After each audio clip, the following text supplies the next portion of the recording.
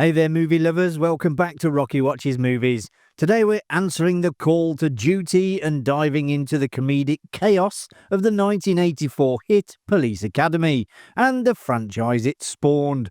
This film took the buddy cop genre and turned it into a hilarious romp and created some of the most memorable misfits in comedy history.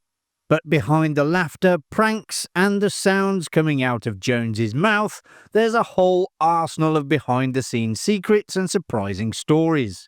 So grab your badge and shield and get ready for 20 things you never knew about Police Academy. The inspiration for the film originated on the set of The Right Stuff. The producer, Paul Maslansky, was in San Francisco working on the 1983 movie about the original Mercury 7 astronauts, when a group of police cadets arrived to assist with crowd control for a street scene.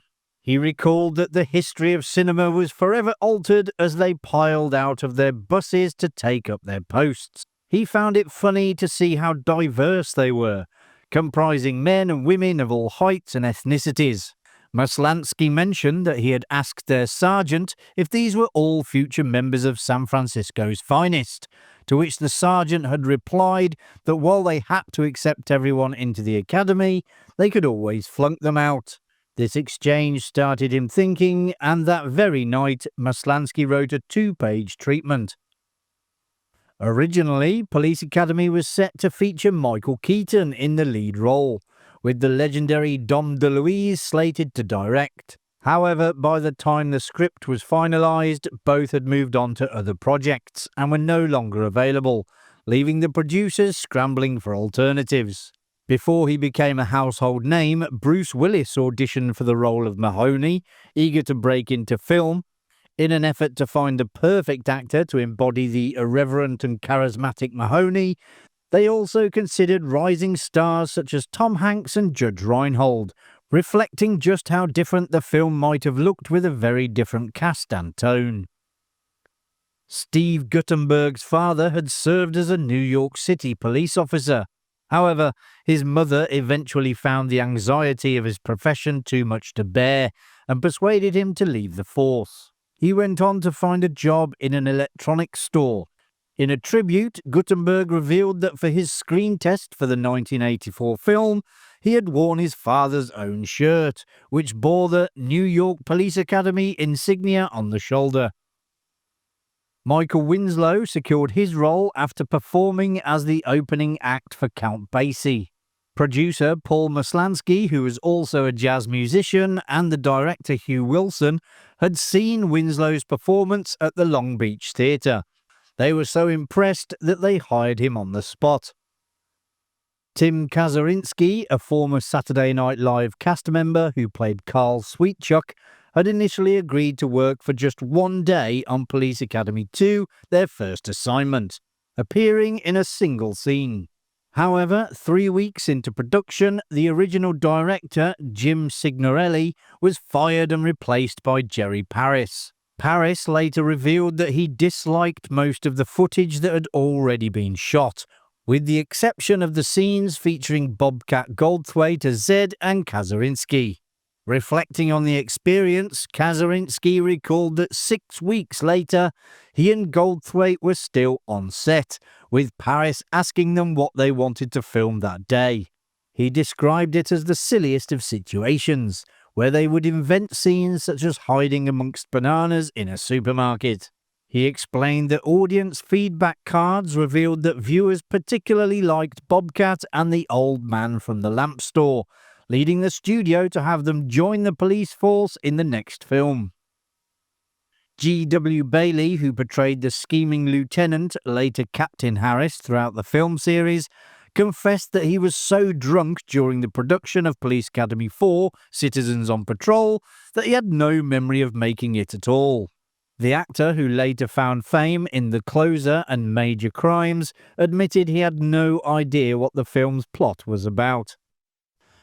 The renowned skateboarder Tony Hawk was fired from his role in Police Academy 4, where he was serving as the stunt double for David Spade. Spade was making his feature film debut in the production, and Hawke was reportedly let go because he was too tall and found it impossible to conceal his face during the stunts. He later remarked that he considered it a badge of honor to be fired from such a cheesy comedy. Despite his dismissal, his name still appeared in the closing credits alongside the rest of his skateboarding team, the Bones Brigade. Bubba Smith chose to drop out of Police Academy Mission to Moscow in an act of solidarity.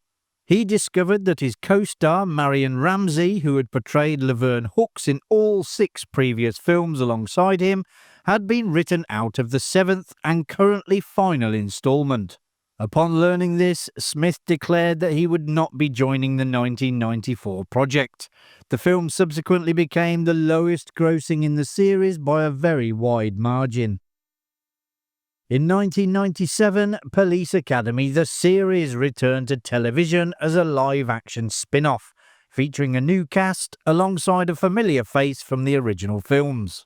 Michael Winslow was the only actor from the Police Academy films to have a recurring role on the show, although several of the film's cast made occasional guest appearances.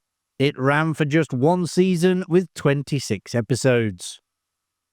Michael Winslow holds the unique distinction of being the only actor to appear in all 7 films, as well as the subsequent live-action television series, while fellow cast members David Graff, who played Tackleberry, and George Gaines, who portrayed Commandant Lassard, featured in every movie.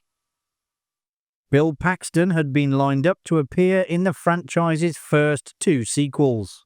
However, the negotiations were stalled because the studio executives insisted on tying him down for both Police Academy 2 and 3. While this was being debated, James Cameron contacted Paxton to offer him the role of Private Hudson in Aliens. Paxton ultimately accepted Cameron's offer, even though the part paid half as much as the Police Academy films would have. Leslie Easterbrook, who portrayed the tough but glamorous Sergeant Callahan, didn't need much firearms training. She was already a skilled shooter and proud NRA member.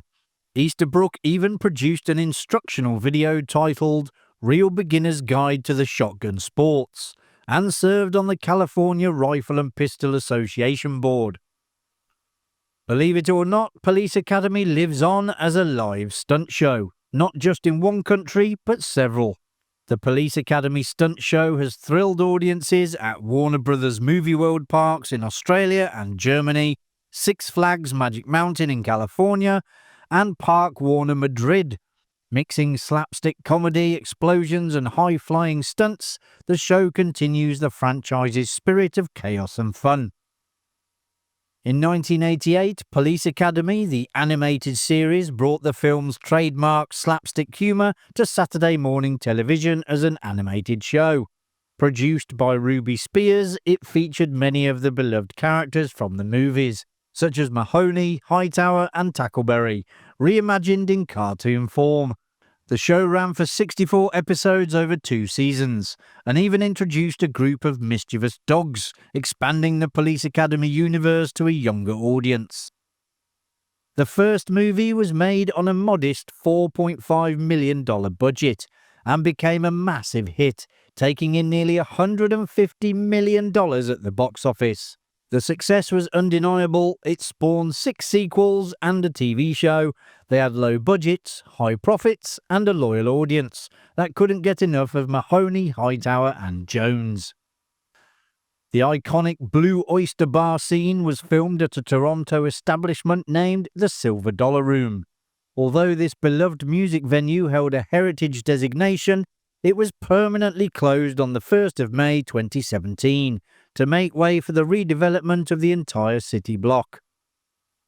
Even a future president couldn't resist the antics of Police Academy. Actor Steve Guttenberg revealed that Bill Clinton is a fan of the series, admitting, "Every time I've seen President Clinton, he says when he's in a bad mood, he turns on Police Academy." In Police Academy 6, City Under Siege, Motley Crue's lead singer Vince Neil was originally part of a scene that never made it to the final cut.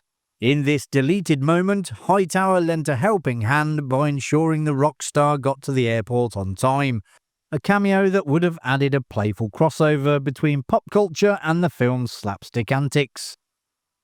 A potential 8th film has been in development, with Keegan-Michael Key and Jordan Peele attached as producers. They have been working on a reboot of the series, which is rumoured to be titled Police Academy Next Generation. But as usual, whether it comes to fruition or not, we'll have to wait and see.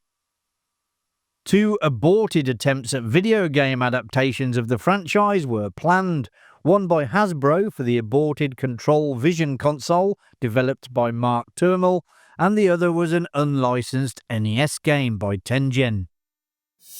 And there you have it, folks. You now know a little bit more about Police Academy. If you enjoyed the video, which I presume you did as you got this far, hit that like button and subscribe so you don't miss any future videos coming to Rocky Watches Movies. Thanks for watching. I'll see you in the next one. Bye for now.